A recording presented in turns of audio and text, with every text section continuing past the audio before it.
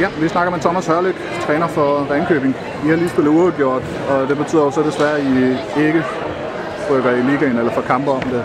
Hvordan er oplevelsen her? Jamen, oplevelsen er egentlig, at vi spiller jo en første halvleg, hvor vi ikke rigtig får scoret det, vi skal score, og så falder vi lidt ned i forsvaret. Så anden halvleg, der giver vi en fuld gas, og så vinder vi jo den lige så meget, som vi tabte første halvleg. Så er det klart, at det er en episode, som vil blive diskuteret rigtig, rigtig lang tid. Og det kan man bruge en hel masse energi på. Man kan også finde andre episoder, men det er selvfølgelig rigtig bittert, når at vi har bolden inde i målet. Og at efter det, jeg får at vide, så jeg kender dommeren faktisk, der var mål, men han troede, den var forbi, så derfor var han frikast. Det er jo, hvis det er sandt, så er det jo helt vildt surt.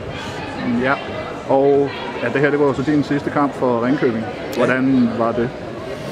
Tænkte du over det ikke? Nej, det gjorde jeg ikke. Det gjorde jeg ikke. Altså, jeg har det okay med at stoppe. Jeg glæder mig rigtig meget til en ny opgave, men samtidig så vil jeg meget, meget gerne have sluttet af med at være med til at sende Ringkøbing op i ligaen. Og jeg synes også, som kampen forløber, jeg synes, som vi har spillet der kvalspil, og synes jeg faktisk, det er okay. Man skal huske på, at nu er der blevet lavet en eller anden regel om, at ligaholdet har fortrinsret, selvom vi er bedre indbyrdes end Roskilde, så nu bliver vi så 4.